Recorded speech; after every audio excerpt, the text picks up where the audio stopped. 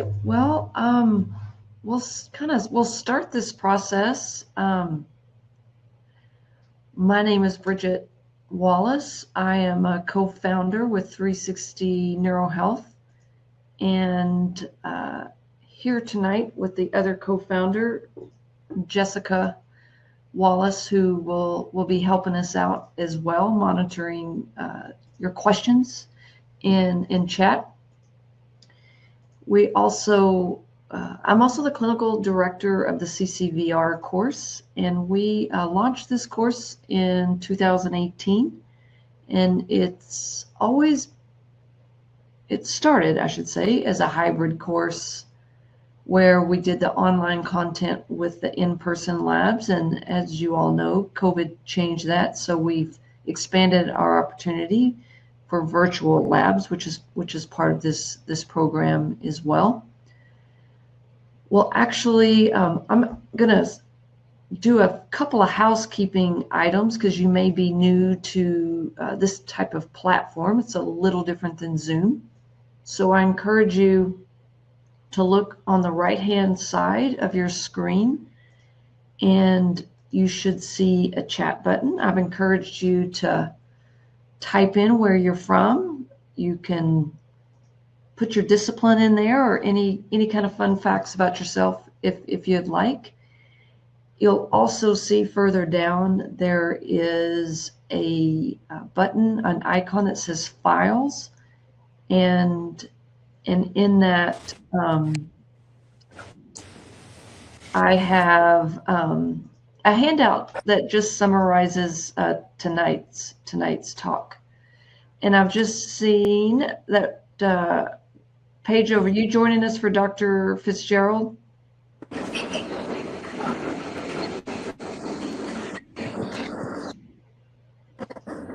So we actually have a couple of guests tonight. We have Dr. DeAnn Fitzgerald. I see you there. And I see Needy has joined us. Hi, Needy. Hi, DeAnn. Thank y'all so much. Really appreciate y'all being on tonight's call. I was just introducing myself, encouraging the participants if they want to say, where they're from or what discipline they're from. And I think this is a perfect place to, I'll do a quick introduction and then bring up my slides. Needy Seth, physical therapist and owner of NeuroBloom PT in California. And I'm super excited, if you haven't heard already, that Needy is joining us as faculty and also program development within 360 Neurohealth and specifically the CCVR course. So such a privilege. We've got Dr. DeAnn Fitzgerald, neurooptometrist, with us. If any of you have been following us, you know that we've been fortunate to have her on faculty with us. And, this is a certificate of competency in vestibular rehab, and vision rehab is not vestibular rehab, but I can't imagine not looking at the eyes in this space. I think the eyes are the window to the brain, and they give us so much information. And we've seen, thankfully, such a growing interest, even since launching this course, in the visual system, which is very much needed.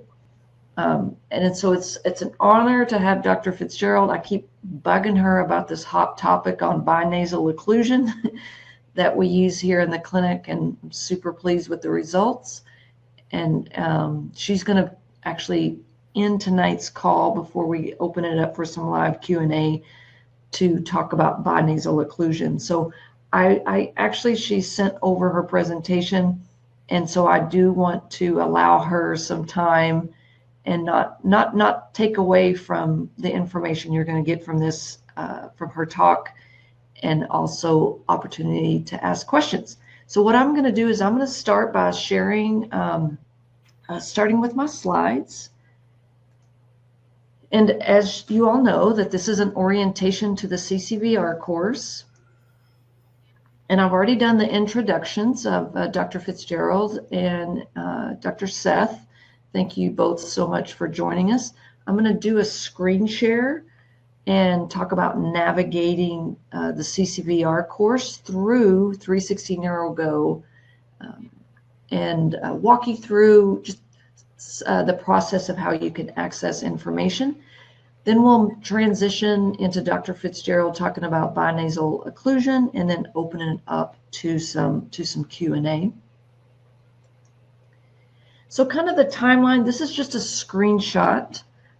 January 30th through February 5th that's what we're considering week 1. So you can still have access to the CCVR hub, which I'm going to show you in 360 NeuroGo. Get in there, play around. But this is what each week will look like. So on a Monday at 12:01 a.m. Central Standard Time, I am in Texas, so everything is on Central Standard Time. I will initiate a post regarding a relevant question specific to Lesson 1 material, and I'll show you where that discussion board is. And Tuesday at 7:00 p.m. Central Standard Time, we have a coaching call where you send in your questions. We go over kind of key concepts, but primarily the goal of that is to answer your questions. Coaching calls are optional. I will say, and you know, being in this, initiating our 5th year of this, is those who attend the coaching calls, particularly if this is a newer area for you, have a tendency to do better on the final exam, because in those coaching calls, it's about answering your question about each lesson, but also going over key concepts.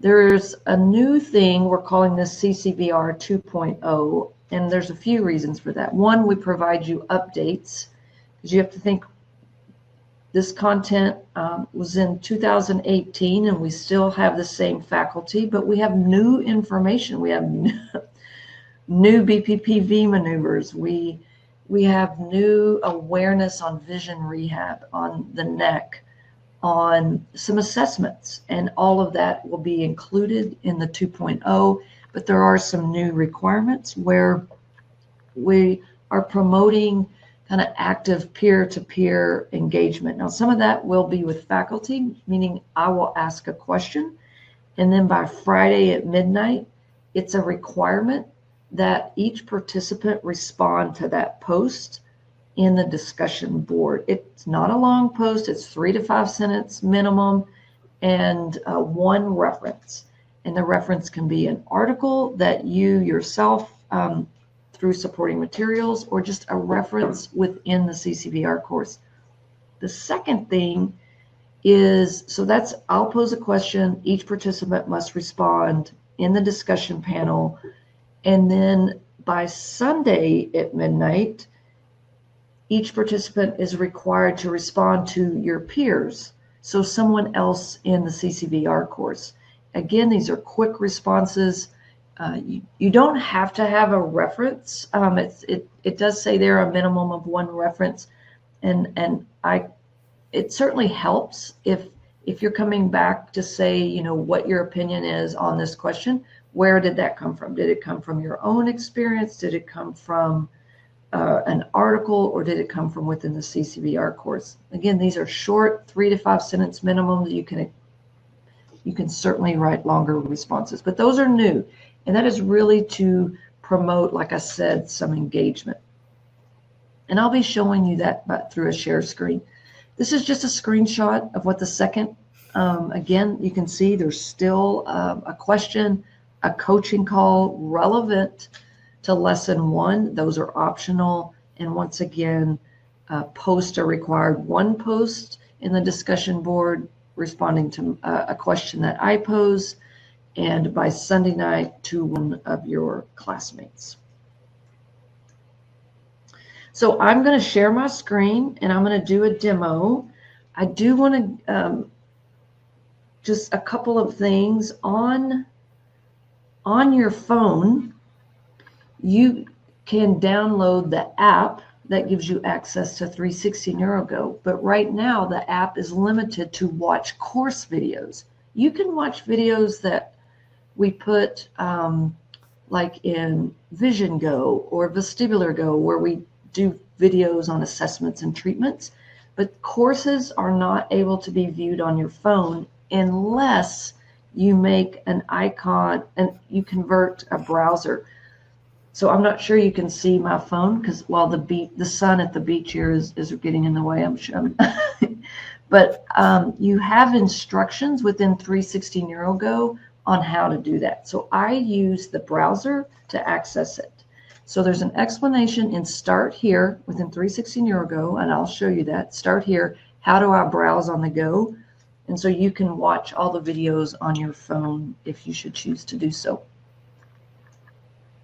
So let me share my screen.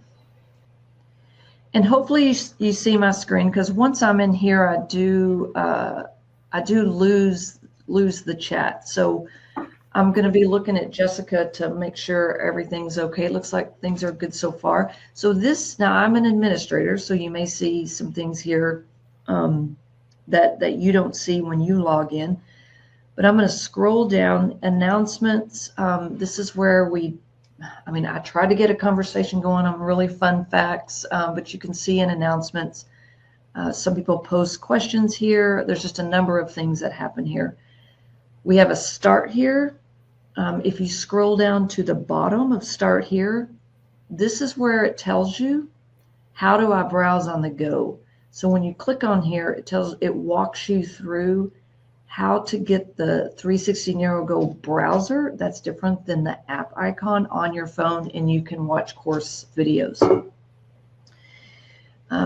We're not going to spend time going through all of this since tonight is the purpose of the CCVR.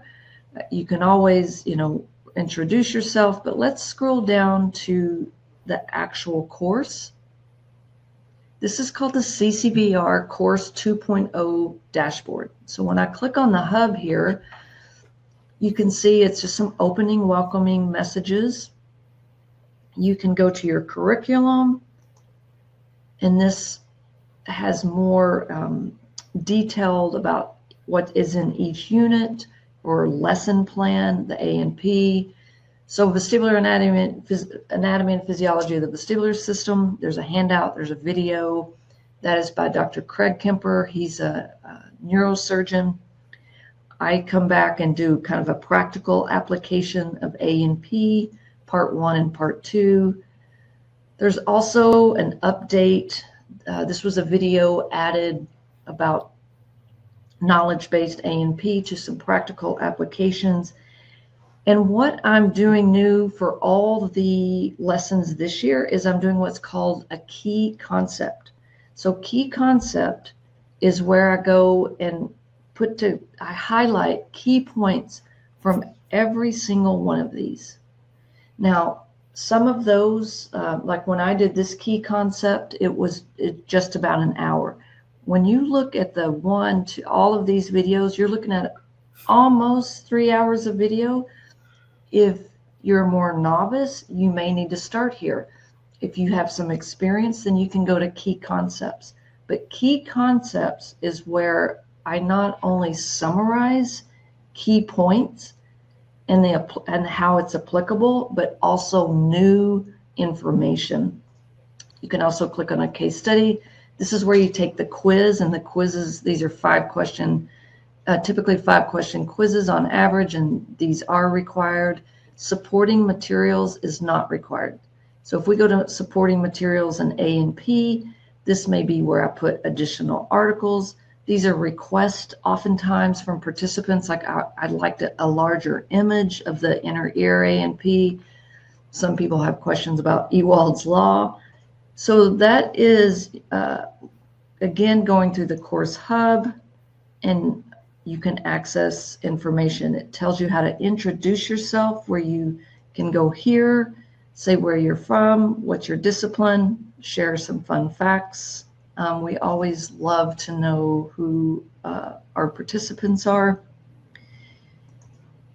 And also in Explore NeuroGo, so some of you may not be as familiar with the platform. Tonight is about the CCVR course, but this is about exploring the actual 360 NeuroGo and all of its features. So if I scroll down in the hub, you can see where I can go here to the curriculum video and links, coaching call registration links. So stay tuned for that. We'll be uploading those. Those will actually be in Zoom. When we do a coaching call within 2 days, we update the recording. And I'll also have an article library. And when I do the key concepts or when I do a coaching call, if there's an article that I think is pretty interesting, I'll point that out to you. So this is a look at the hub. If we go down, if you want to just go, I just want to see my videos, you can go to click on videos. Now I'm administrator, so you have to, it's a little different view, but you should say welcome and then your name. And it will tell you how many of the lessons you've completed. And it will tell you, like here, I have completed the anatomy and physiology. I've completed the key concepts. And it also tells you how long each video is. So this allows you to monitor your progress as well as look ahead. The discussion board, this is where I will post a question relevant to that week's lesson. So I do have a question for you. If you want to play around, I encourage you to go ahead and spend the time to respond in here. But what are your superpowers would you choose to have and why? Obviously, a reference article is not needed for this one, but you simply go in and you write your comment. So this is how the discussion, you can always, if you see, I'll go back. I can use that back button and be back into the discussion board. Chat, this is more where people, we make announcements. People may have some general questions. You may want to talk to your classmates, but we'll be doing updates in chat. The discussion board is part of assignments. The other way you can access content is to go directly to the lesson. So here you'll see an outline of everything in that lesson. So that's it for pretty much it for the CCVR course dashboard. We are finalizing dates for the actual virtual lab practicals. So the way it works is we'll work through this week by week, guided lesson plans, weekly coaching calls. Around the 6th week, you get a week break to catch up, and that's to allow time. I will tell you the first half is more kind of heady, that deeper dive into A&P. We take a deep dive into vestibular diagnostics and then BPPV, and then we allow you a couple of weeks to process all that before we get back into the rehab assessment and treatment and other topics, including neuro or central disorders, vision assessment and rehab, and some and more, a little bit more on concussion. Just a couple of things about the space. Again, when you go home, this is kind of your home feed that you will have. This particular video was just posted, so it's showing up in my home feed. This is customized to you. You can direct message people. You can go and see what courses you have. And I will remind you of this. You can direct message your classmates. You can direct message me. And this is another way to access the content. So these are courses that I'm signed up in. So you can also go directly to all your courses right here. Click on the link, and it's very similar to what you see about what's your status, where are you, what have you completed, what do you need to complete. The lobby, this is where we make announcements. This is start here about information around the platform. These are the giveaways that we had in January. Events, these are some of the events that we have coming up. We have some basic playbacks in here. These are some interviews I've done, and I've also posted, some other interesting videos. Meet the experts. These are different people I have interviewed. I need to upload the really recent one in here with Needy, but we also have her in another playback. You can ask course questions. The second part is Premium Member Hub. This is, again, where you can introduce yourself. When you see Premium Member Hub, that's out to the people at large. All the other members, part of the 360 NeuroGo platform, it's not a private one that we've been discussing within the CCVR. We have our premium playbacks, and these are different webinars that we've done in the past. You can always do a show and tell where you can share something you're working on, a project, something you found, just letting us know what you're doing. And of course, as a Premier member, you have our discounts.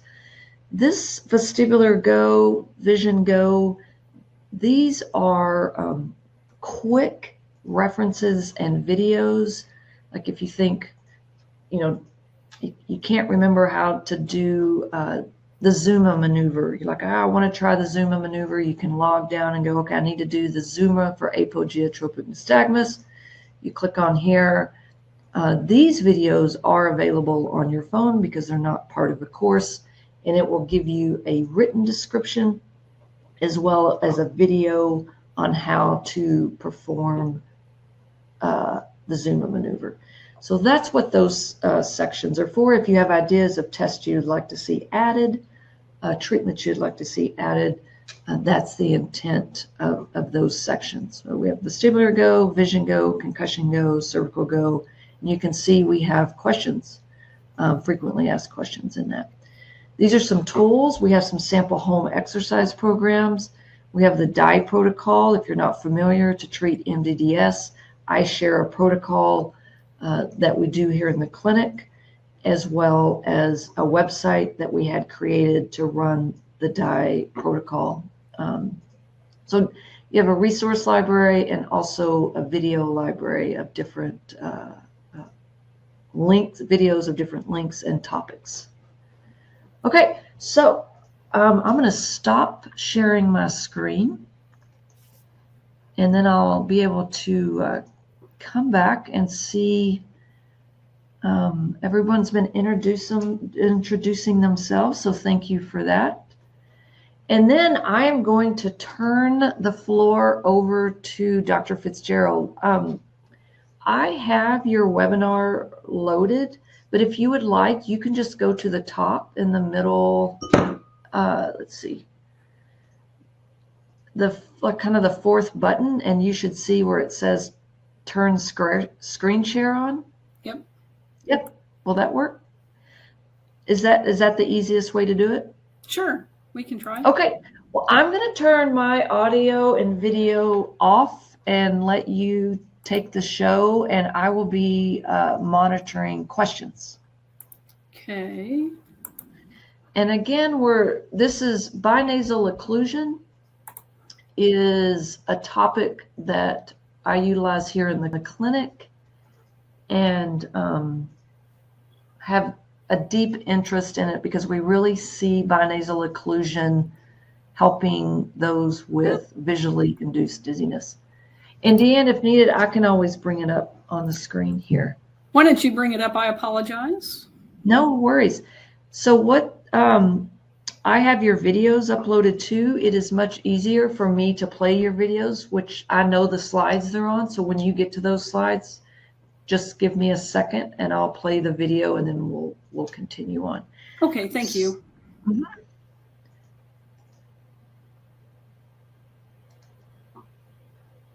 So I'm trying to share my slide presentation, and we want to start yours. Okay, do you see it? I do, thank you. Yeah, and then at the bottom is just a next button to progress through the slides, and I will turn my video off. Okay, well, that looks really easy. Well, thank you very much. I know a lot of questions about binasal occlusion. I did include my email. I answer every email, and then we also have a little Facebook presence. But, binasal occlusion is a very effective tool. It's the width of the tape depends on the comfort of the patient. And you can use it for all activities, tabletop activities or moving activities. And so in the binasal occlusion, we're using just any kind of tape or occluding type of product. So tape will work. You can use the tape at a straight edge or do at a slanted, like was shown here. And part of the reason this is very effective is it's getting rid of that visual noise.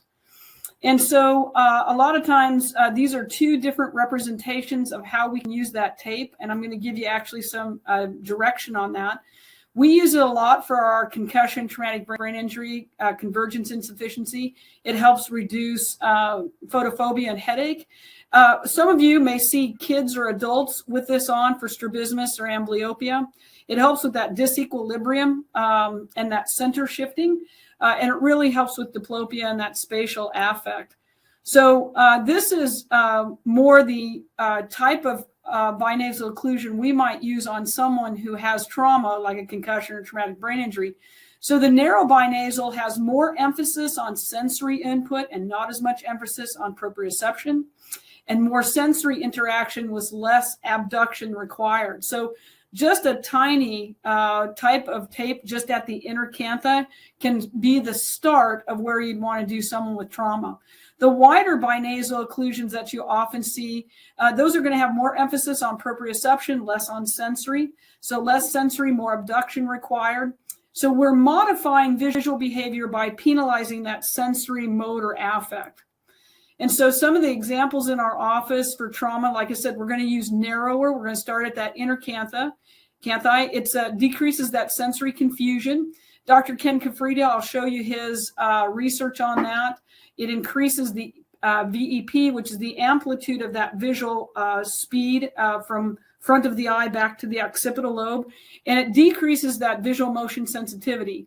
And for non-accommodated esotropia, I just showed a picture of a little one. We use it for that, and infantile esotropia. And what happens is that it increases motor, and it has a great recovery for that abduction motion. So you can use it in more trauma, INO, or third nerves, but right now using it as an application for a concussion.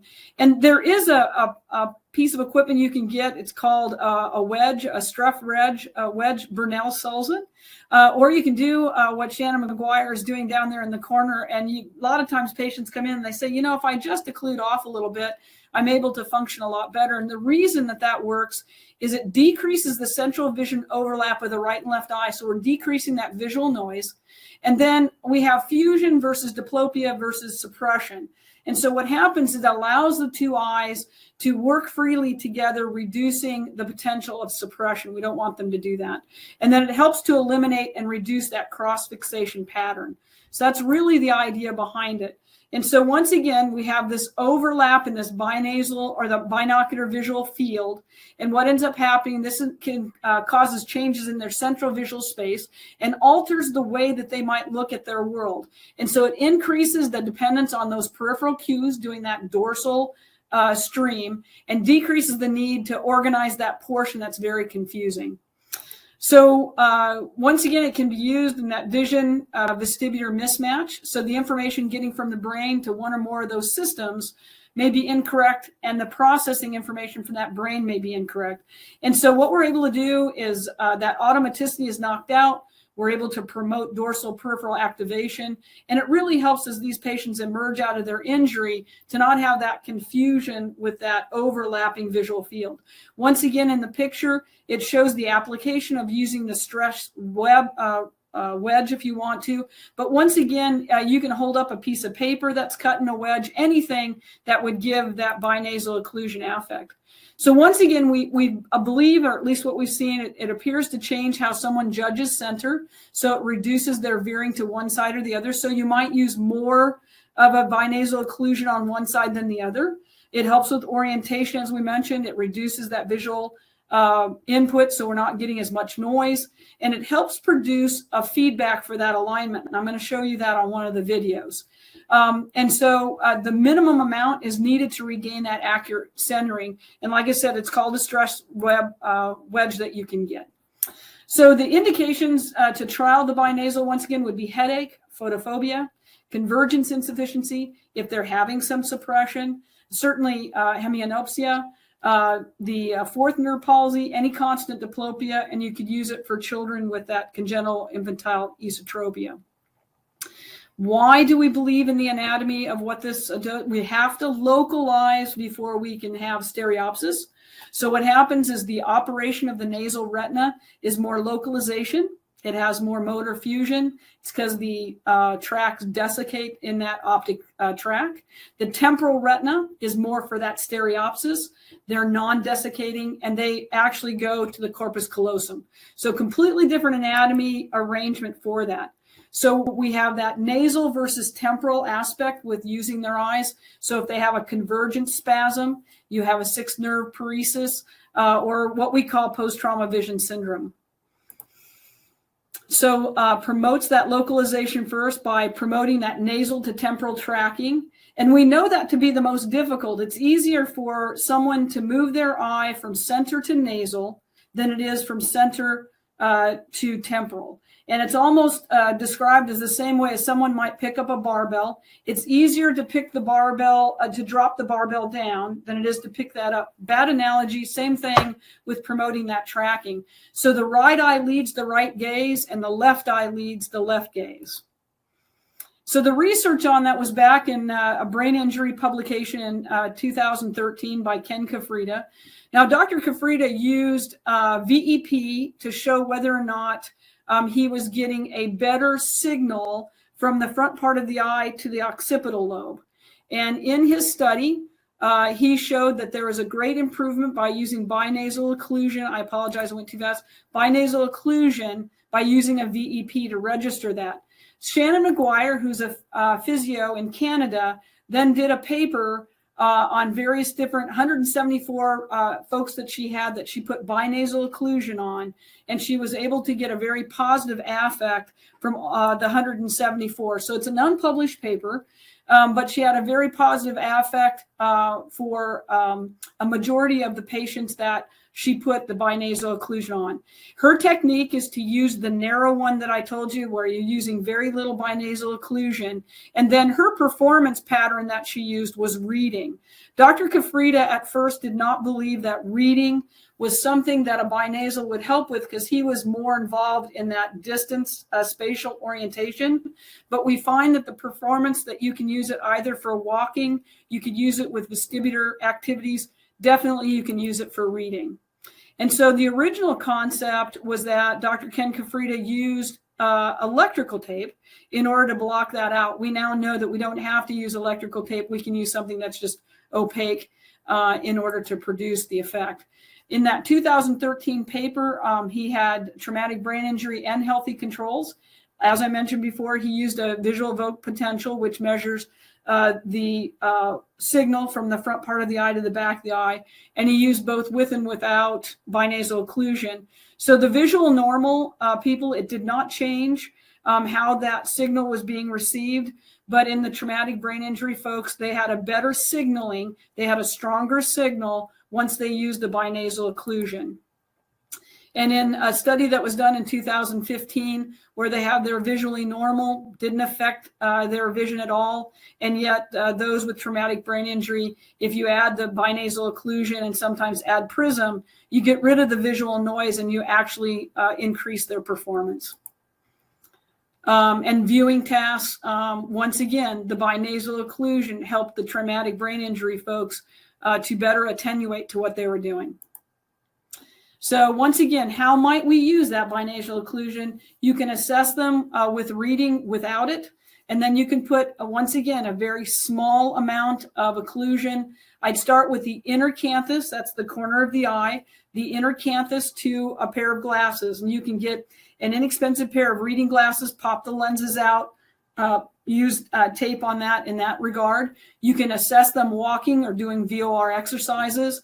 You can use the binasal occlusion, like I said, for reading computers and TV. I have lots of patients that scrolling up or scrolling down really bothers them. You'll be surprised by putting on just a little bit of a binasal occlusion, it'll take away that noise for them. Very rarely do I send them out with it unless their performance is so much better for walking and driving in busy environments. I work with them more in the clinic or do something for them for computer. And so for people with sunglasses, we can put it on the inside part of their glasses so it's not as visible, because people are very sensitive about that. And like I said, you can use it during vision vestibular balance training. Personally, once again, unless you show a huge performance change, I usually don't send too many patients out wearing it to drive, but I definitely send them out with computer and reading. So Bridgett, if you wanted to hit that first video. So this young lady was in a motor vehicle accident. She had a clavicle injury. She went 5 months without a diagnosis of concussion, but this is how she walks 5 months later. If you look at the clock, immediately we just put on a binasal, and she does have a 15% blue tint, so I cheated a little bit on that. But you can see that she has a little bit more control over her motor. That's an immediate response. So she did a reading program at home. We did. And so once again, that was her getting up out of the chair in the end. There should be one more video or a couple more videos. I don't know if they're still there. Should be the next one, hopefully. Bear with me, bear with me. Hopefully, let's see. You can see your arm swing is different. I mean, everything's just kind of different about that. And that was just adding that binasal with a 15% blue. And you know what, DeAnn, I'm sorry, I'm going to play those videos out of order. It looks like what was the first one that you had? That's fine. This lady was in a motor vehicle accident. She was a passenger. She refused to go to the ER, and the next morning couldn't get up out of bed. That's her son helping her. And once again, this is her without any type of assistance. You can see that gait shuffle in her hands.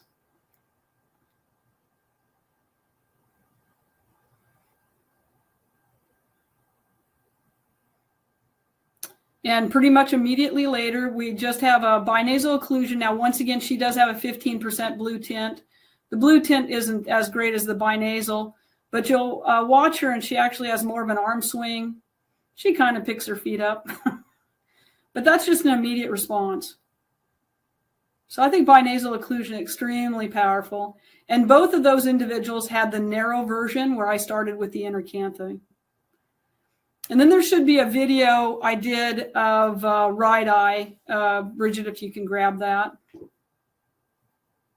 Do you want me to go ahead and grab that video now or wait until the slides? Are you ready for me to play it? You bet. Okay, sure. This is, so you had 2 slides or 2 videos per page. So this is the first one. And I believe this was the first one on pursuit. This is a young man that came in to see me. He was a wrestler. He got slammed to the mat. He presented to me 14 days later. He's not getting better, so the athletic trainer sent him to me. That's his pursuits in real time. Just following that.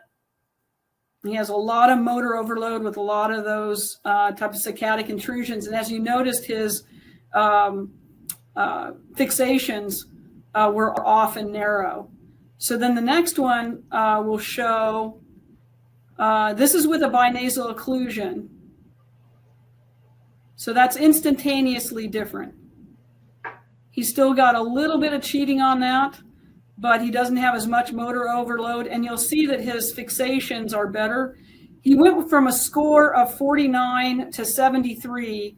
And like I said, the time variance between the no occlusion with the binasal occlusion was approximately 4 minutes. So he didn't even have time to somehow adjust to it. So it's very powerful. It helps to reduce that visual noise in that area and can really help them organize that posture and that walk and that gait a little bit better.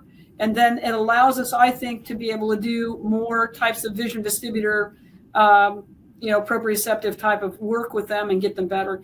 And he also indicated that with that narrow binasal occlusion on, that he didn't have as much light sensitivity or noise sensitivity. So he immediately had less sensory stimulation affect. Hope All that. right. Would you like me to show the next video, or do you want me to wait? Nope, go ahead. I don't remember which one it is. It's also right eye, but it's on saccades. Saccades. I wanted to show you that because it did not improve the saccades as well. And you can see the score is 40 and his overall score, and that the saccade score is 42 on this. And that wouldn't be terribly unusual because we blocked part of that nasal affect, and as a result, we may be interfering a little bit with that timing of that saccade. If you want to show him the next one on that. He actually went down in the saccades, but he went up in pursuits and up in fixation.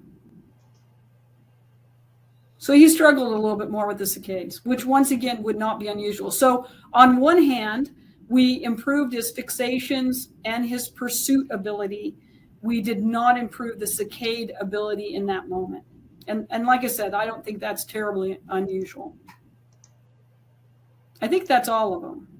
I did want to show this real quick. Spot patching, a little bit different than binasal, obviously, but spot patching is very effective in helping with third nerve palsies, with different types of sixth nerve palsies. I use spot patch a lot.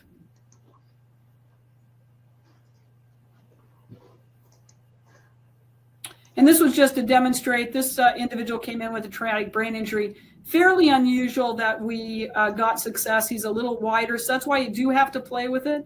But at the same point in time, most of the time your concussion traumatic brain injuries that are early on will do better with the more narrow binasal.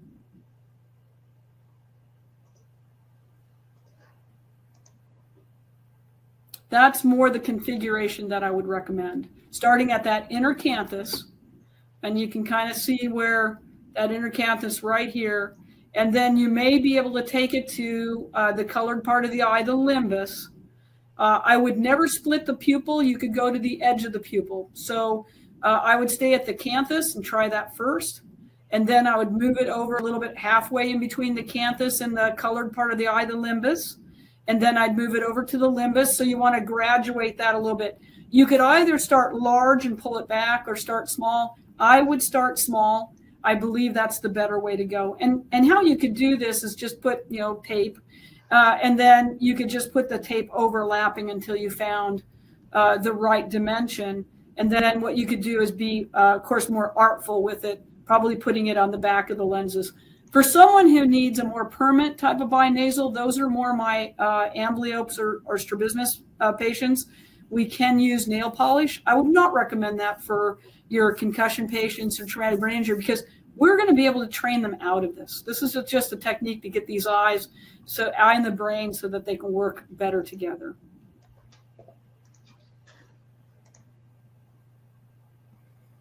Once again, that's just the paper product of what you looked at. I wanted to show you on time, but as you can see, the overall pursuits improved quite a bit from 36 to 72. The saccades, as I mentioned, got worse, and then the fixations improved. And that pretty much, and you can see that this motor overload for the horizontal smooth pursuit, these downward saccadic movements, whether or not that's the posterior, could have a posterior canal difficulty driving the eyes down, right? So that could be part of it right there. But anyway, by putting in that binasal occlusion, we were able to get rid of that downward movement of those eyes. And now we'd be able to train him and do a little bit better. At the bottom of the vertical smooth pursuit, he has quite a bit of, once again, motor overload. And that motor overload is not present as much with that small binasal occlusion. Still had a little bit of difficulty with the vertical saccades. It doesn't seem to be as helpful with that right now, but it certainly got rid of a lot of the noise. And you can see over here with the fixations, his right eye was actually down and in a little bit. Whereas with a small binasal occlusion, we were able to get them more out. So he had a little bit of an ESO downward posture here, whereas we got him a little bit more in that neutral position. So I hope that helps. And I think these are the videos that you showed. Correct, they are. Which is just an amazing conversation about pursuit versus saccade. So my mind is reeling, but okay.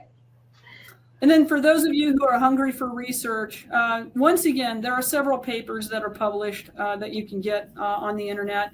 And if you're interested in getting the wedge, it's called a Filar wedge or a Burnell binasal wedge, or you can get it at Medex Supply. Once again, it has that affix so that the patient could hold it up and use it, and then you could do something in order to check their performance. Once again, I would start with narrow version of that. Start with the inner canthi of the edge and go to the limbus for trauma, and then wider at the limbus going to the edge of the pupil for someone that might have like a 3rd and 4th nerve palsy or a 6th nerve palsy that you're trying to work with. Hopefully that helps a little bit to give a little bit more instruction, a little bit more solidness behind binasal occlusion. And Becky, yes, the binasal occlusion handout will be available for CCVR participants. And I want to apologize. Needy left the room momentarily because I had 2 DeAnn Fitzgeralds in here. And so she's going to end up probably coming back into the room.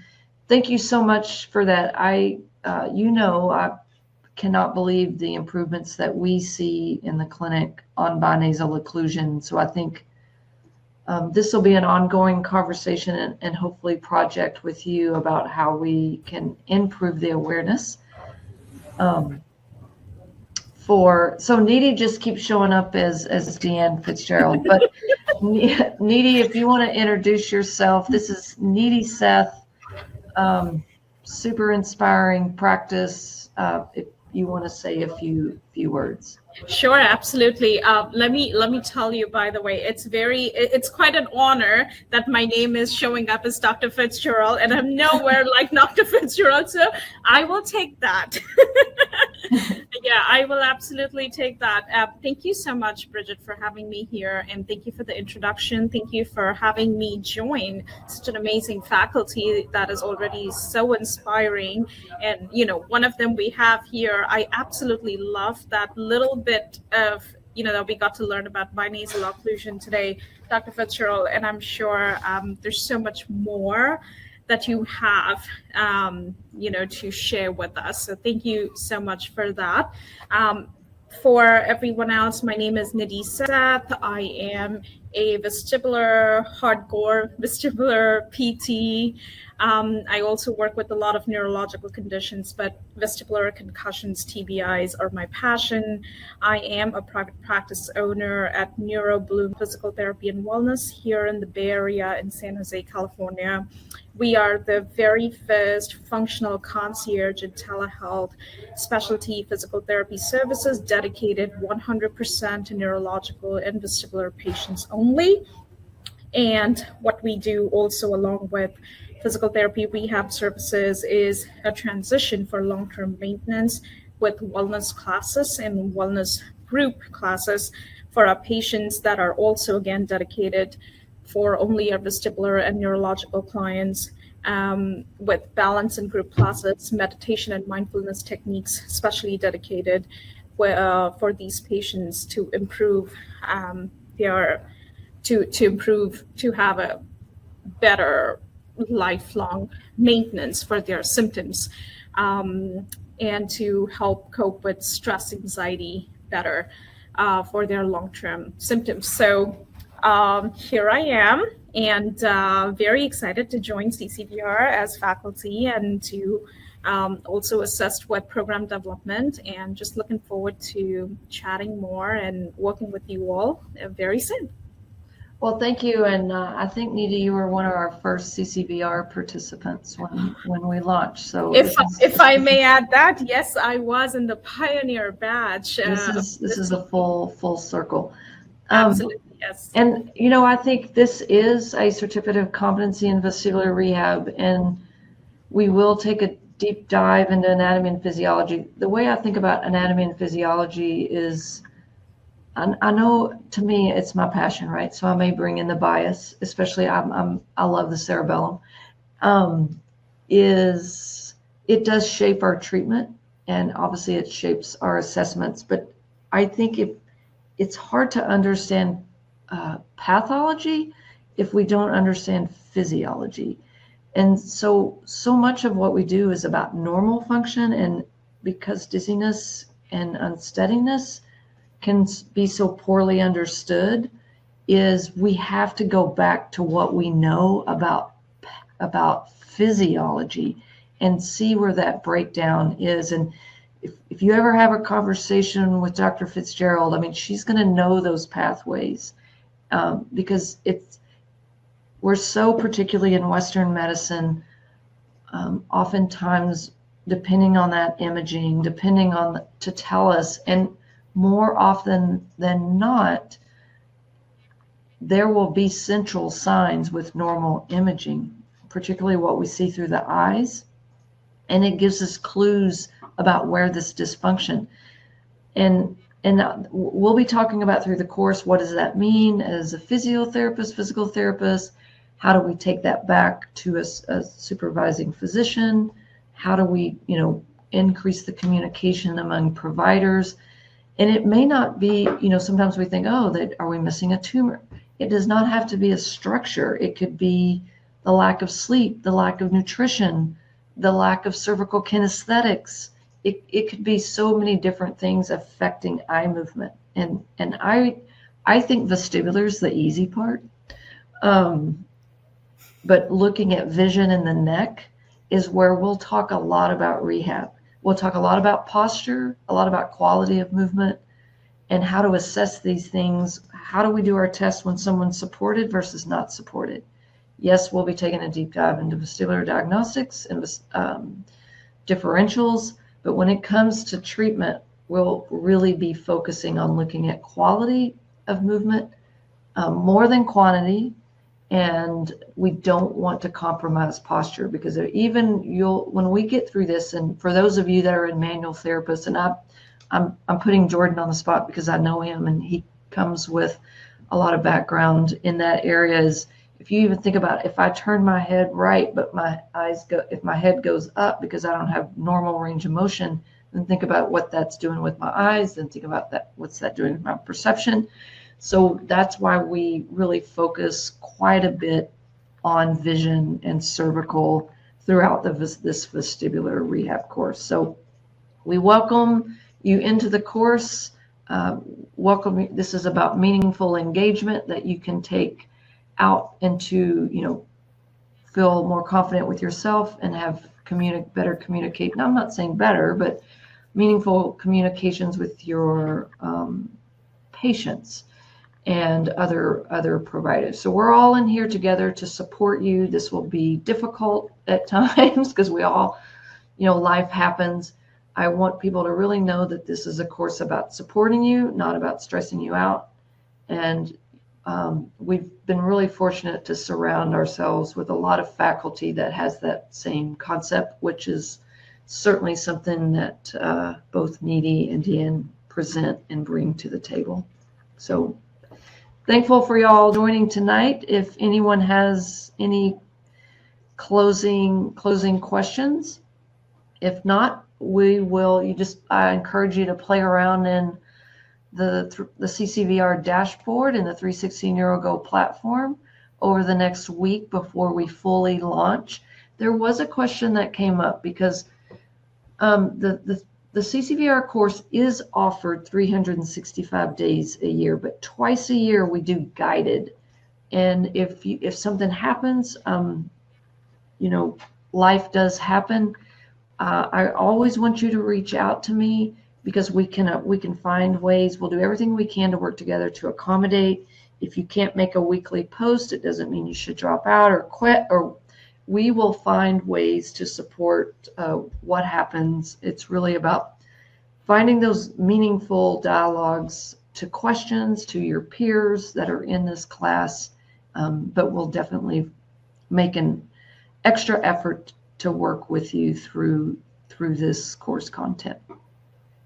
I just want to say thank you. I love this platform. You always do a great job, Bridgett, and I look forward to working with everybody. I learned so much from this. And I appreciate the fact on many of the platforms, nobody talks vision. It's a sidebar. And I really appreciate the opportunity to learn and to share and to figure out if we can't do this a little bit better. So thank you. All right. Well, it's a pleasure. It's a pleasure to have both of you here. I learned something every time. I learned something tonight. So thank you. Thank you for that. All right. Well, we'll see you next week. Will let you know that I'm having an optional coaching call because it's just, do you have questions about navigating the platform? And then the following week is when we have our first coaching call on the content of lesson 1. So thank you all. Thanks, Bridgett. Thank Bye, you. Nadine.